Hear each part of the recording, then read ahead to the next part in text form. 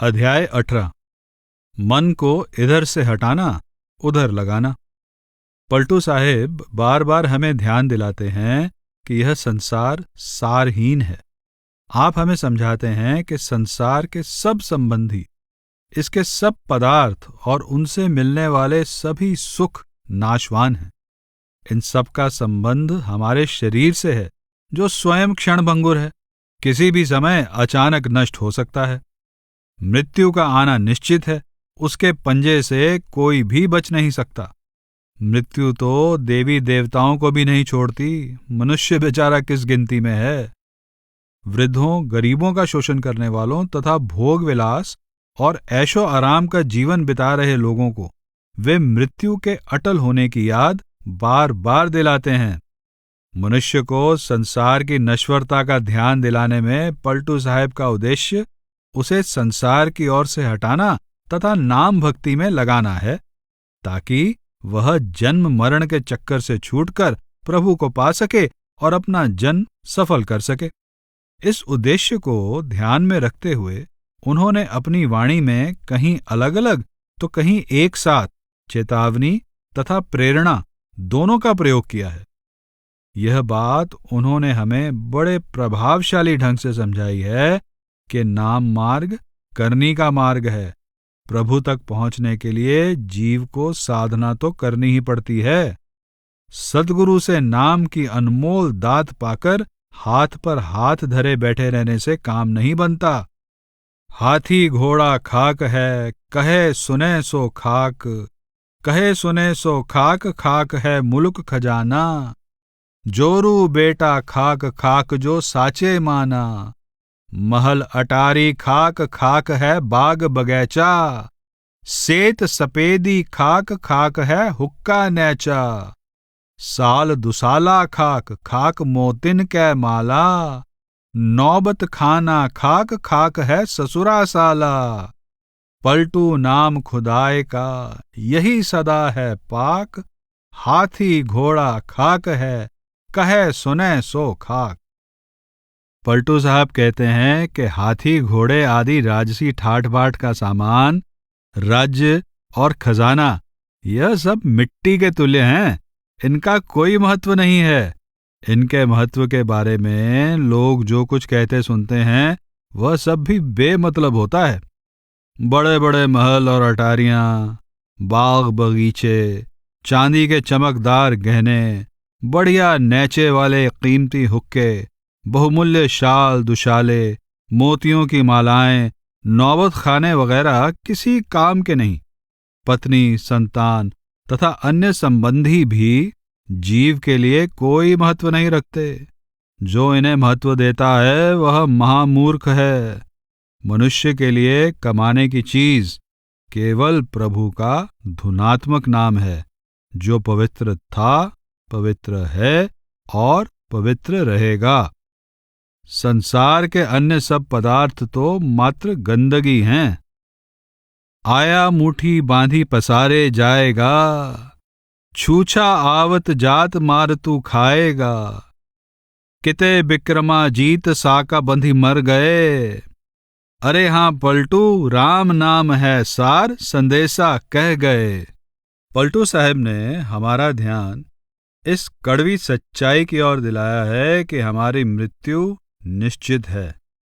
आप कहते हैं कि तुम जब संसार में आए थे तो तुम्हारी मुट्ठी बंद थी, और जब यहां से जाओगे तब भी तुम्हारे हाथ खाली होंगे।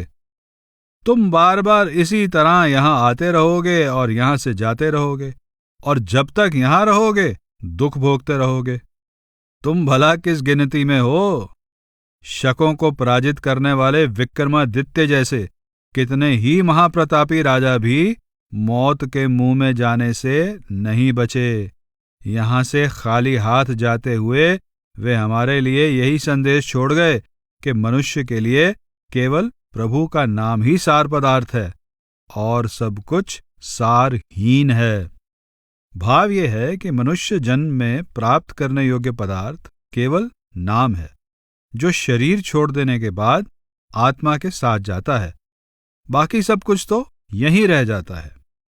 देह और गेह परिवार को देखी कै, माया के जोर में फिरे फूला, जानता सदा दिन ऐसे ही जाएंगे, सुंदरी संग सुखपाल झूला। 4 जून खात है बैठी कै खुशी से, बहुत मुटाई कै भया थूला।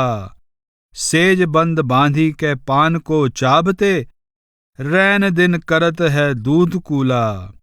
जानता अमर हूँ मरूंगा अब नहीं, बाघ की रौस जा काल हूला। दास पलटू कहे नाम को याद कर, ख्वाब की लहर में काह भूला। भोग विलास में जीवन गंवा रहे लोगों को समझाते हुए पलटू साहब कहते हैं कि तुम्हें अपने स्वस्थ सुंदर शरीर, शानदार मकान, सुखी परिवार तथा विशाल धन संपत्ति पर बहुत अभिमान है।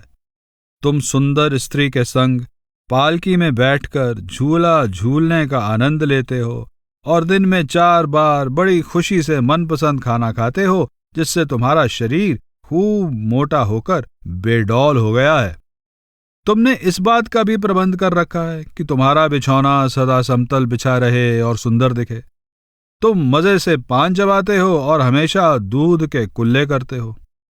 तुम इस भ्रम में हो कि तुम्हारे दिन सदा ऐसे ही रहेंगे और अपने को अमर समझते हो, लेकिन असलियत तो यह है कि मृत्यु किसी भी पल बाघ की तरह झपटकर अपना पंजा तुम्हारे शरीर में भोंक देगी। अपना कल्याण चाहते हो तो प्रभु के नाम का सुमिरन करो। तुम्हारे ये ऐशो आराम के दिन लहर की तरह आए एक सपने से ज्यादा कुछ नहीं है, और इस सपने में खोकर तुम नाम को याद करना भूल गए हो। चोला भया पुराना, आज फटे की काल, आज फटे की काल तेहू पे है ललचाना। तीनों पनगे बीत भजन का मरम न जाना, नखसिक भय सफेद तेहू पे नाही चेता। जोरी जोरी धन धरे गला औरन का रेता, अब का करी हो यार काल ने किहा तगादा।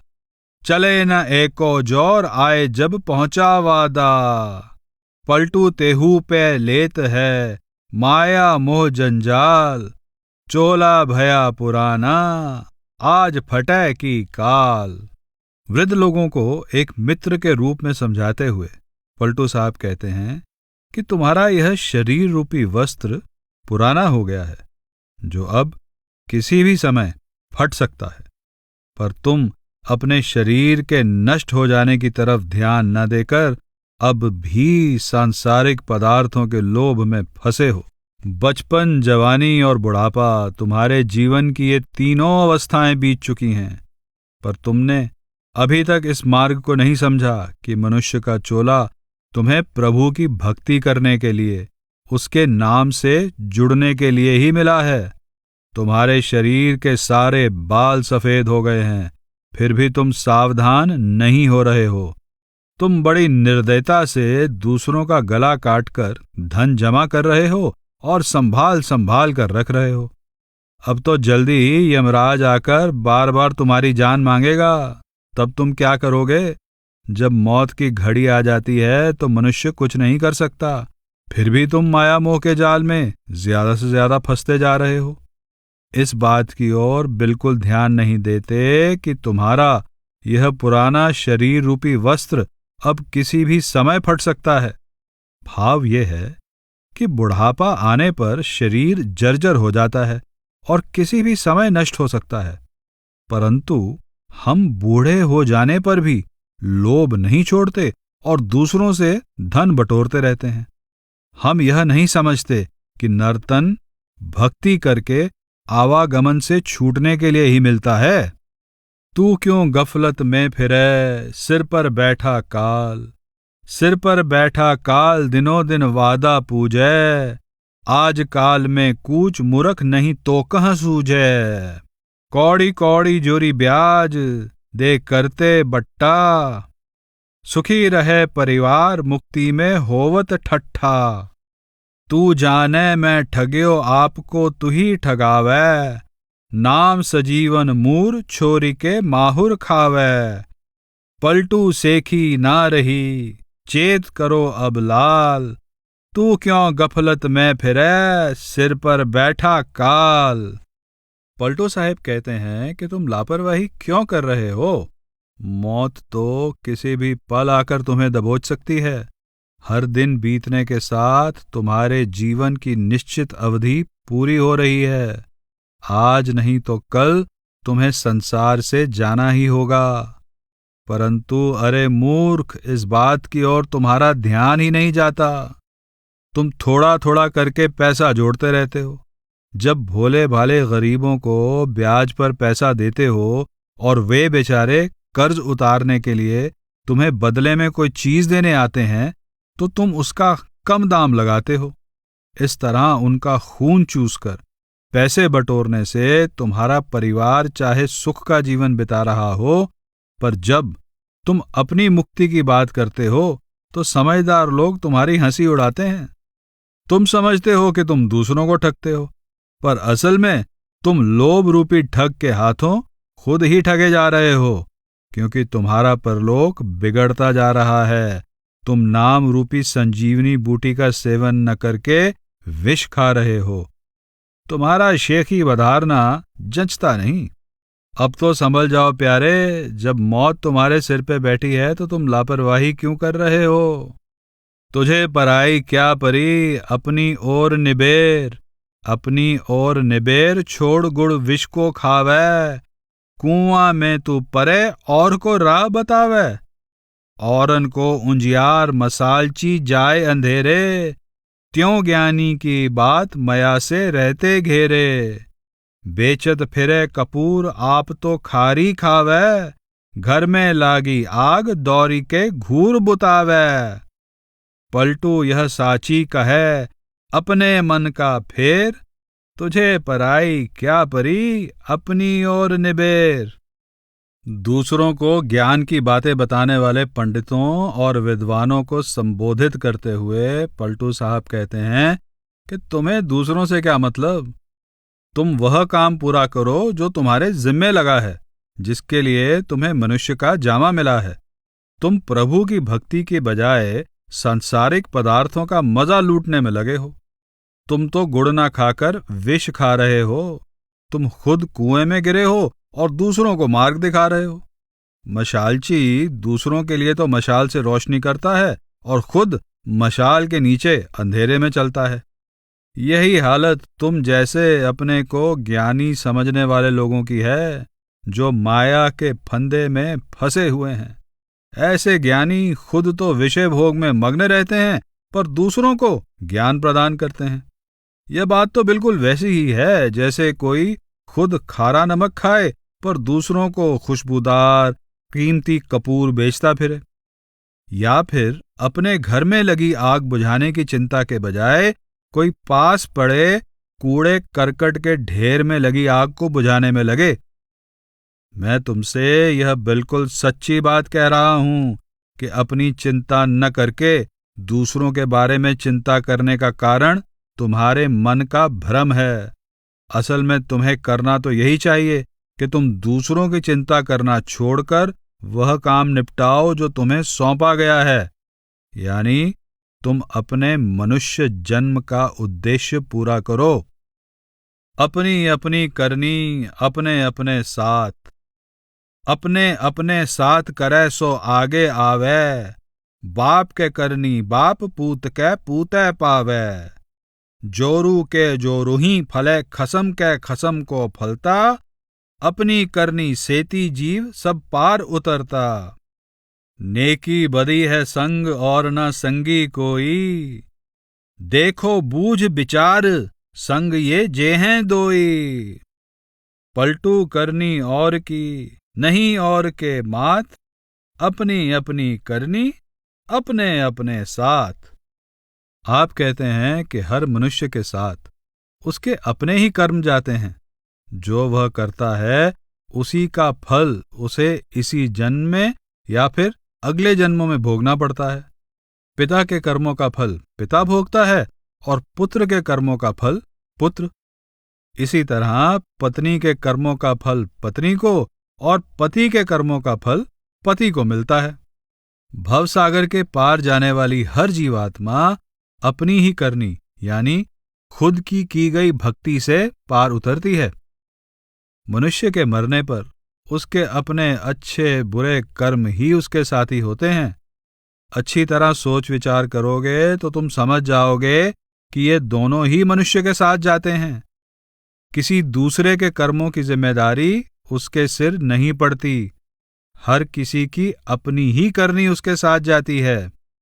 वृद्ध भय तन खासा अब कब भजन करहूगे, बालापन बालक संग बीता तरुण भय अभिमाना, नख सिक सेती भई सपेदी हरि का मरम न जाना, तेरी मेरी बाहिर नासिका चूवै सास गरे चढ़ी आई, सुत दारा गरियावन लागे यह बुढ़वा मरी जाई, तीरथ बरत एको नहीं कीन्हा नहीं साधु की सेवा, तीनियों पन धोखे में बीते ऐसे मूर्ख देवा, पकड़ा आई काल ने चोटी सिर धुनी धुनी पचिताता, पलटू दास कोऊ नहीं संगी जम के हाथ बिकाता।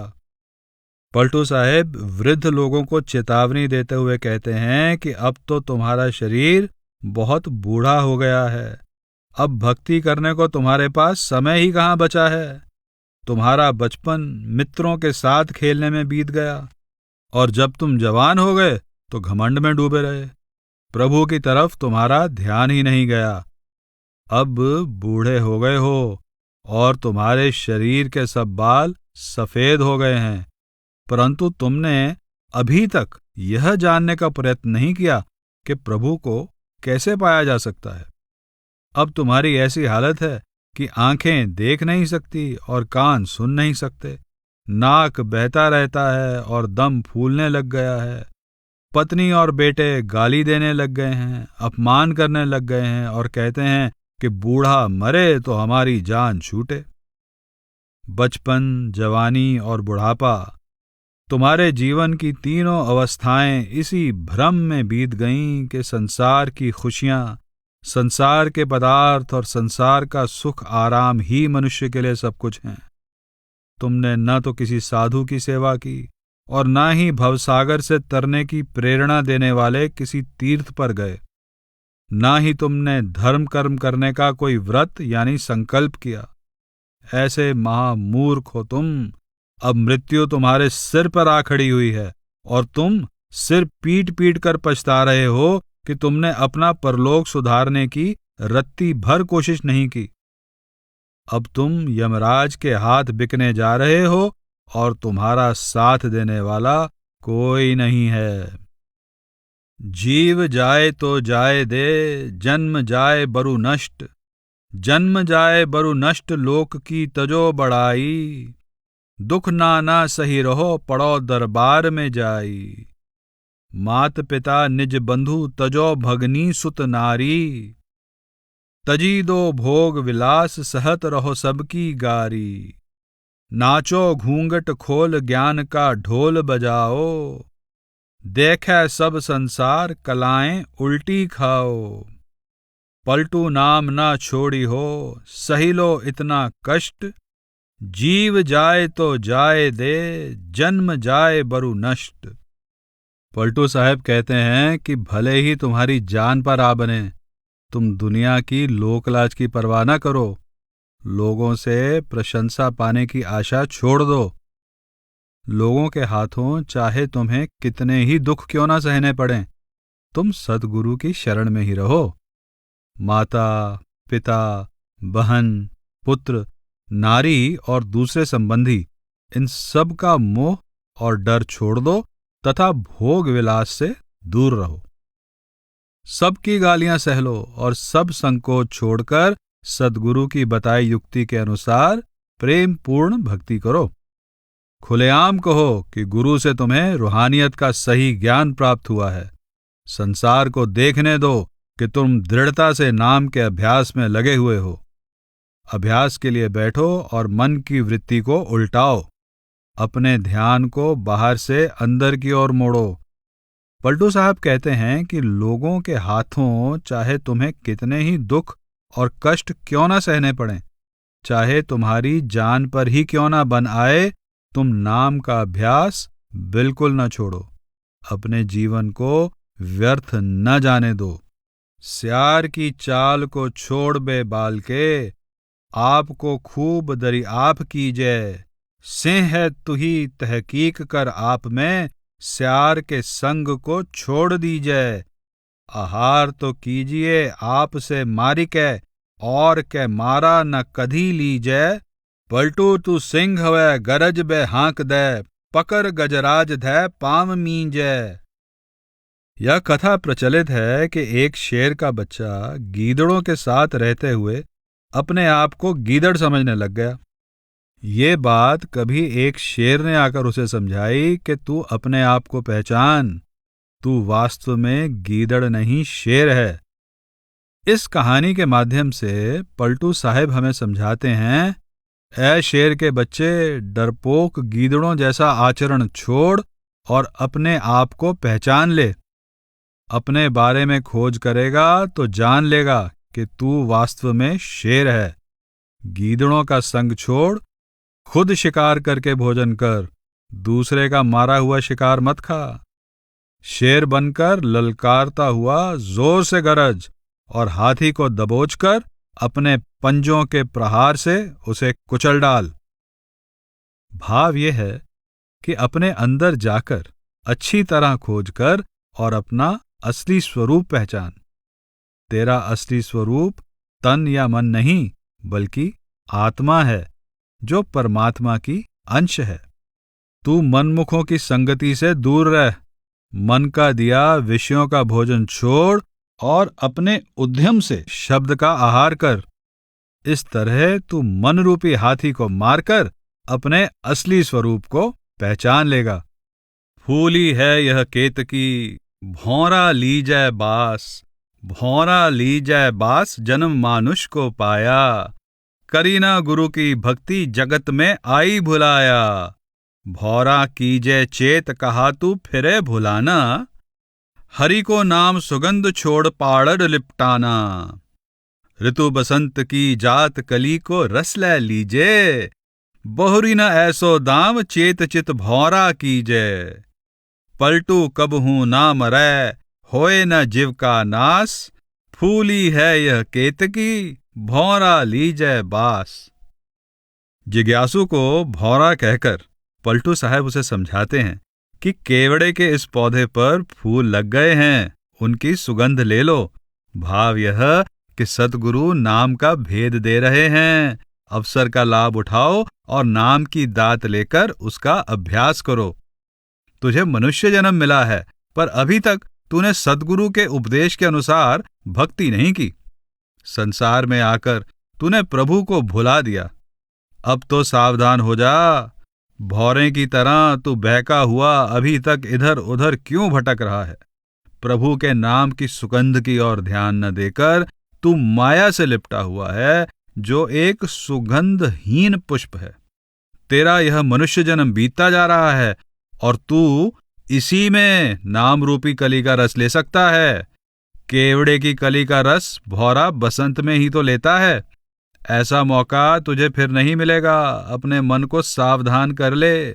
अवसर का लाभ उठाते हुए सद्गुरु के मार्गदर्शन में प्रभु की भक्ति कर ले। ऐसा करने वाली आत्मा अमर जीवन पा लेती है। उसे बार बार जन्म लेकर मरना नहीं पड़ता। पानी काको दई प्यास से, मुआ मुसाफिर। मुआ मुसाफिर प्यास डोर और लुटिया पासै। बैठ कुआं की जगत, जतन बिन कौन निकासै। आगे भोजन धरा थारी में, खाता नाही। भूख भूख करै सोर, कौन डारै मुख माही। दिया बाती तेल आगी है, नाही जरावै। खसम सोया है पास, खसम को खोजन जावै। पलटू डगरा सूद अटक कै, परता गिर गिर। पानी काको दई प्यास से, मुआ मुसाफिर। पलटू साहब ने अनेक दृष्टांत देकर नाम भक्ति की प्रेरणा दी है कि किसी संत सतगुरु से नाम की दात मिल जाने पर उसके अभ्यास के लिए कोशिश तो करनी ही पड़ती है। जो जीव स्वयं अपनी दशा सुधारने का यत्न नहीं करता, कोई उसकी सहायता नहीं कर सकता। पलटू साहेब अपनी बात एक प्रश्न से शुरू करते हैं। आप पूछते हैं कि पानी किसे दिया जाए। कोई मुसाफिर कुएं के चबूतरे पर पहुंच गया है और वहां रस्सी तथा लोटा उसे मिल गए हैं। हालांकि वह प्यास से मरा जा रहा है, फिर भी हाथ पर हाथ धरकर चबूतरे पर बैठा हुआ है। भला बिना प्रयत्न किए पानी कौन निकाल सकता है? ऐसे आलसी को तो कोई पानी नहीं पिलाएगा। एक भूखे व्यक्ति के आगे थाली में खाना रखा है और उसने ऊंची आवाज में भूखा होने की रट भी लगा रखी है, पर वह खाना खाने की कोशिश नहीं करता। फिर उसके मुंह में खाना और कौन डालेगा? दिया भी है, बत्ती भी, तेल भी और आग भी, लेकिन लोग दिया जलाने का उद्यम करने को तैयार नहीं हैं। अब उनके लिए दिया और कौन जलाएगा? इसी तरह प्रभु की कृपा से मनुष्य का चोला और गुरु के मिल जाने पर भी यदि कोई उसकी बताई विधि से भक्ति नहीं करता, तो कोई दूसरा तो उसके लिए यह काम करने से रहा। जो आत्मा मनुष्य का शरीर पाकर शरीर के अंदर ही विद्यमान परमात्मा से मिलने का प्रयत्न नहीं करती, उसे बाहर मंदिरों या तीर्थों आदि में ढूंढने जाती है, वह तो उस स्त्री के समान है जो अपने पास ही सोए पड़े पति को कहीं और खोजने जाती है। अंतर्मुखी भक्ति का रास्ता ही प्रभु तक पहुंचने का सीधा रास्ता है। फिर भी मुसाफिर का दुविधा में पड़कर इस पर न चलना बड़े दुख की बात है।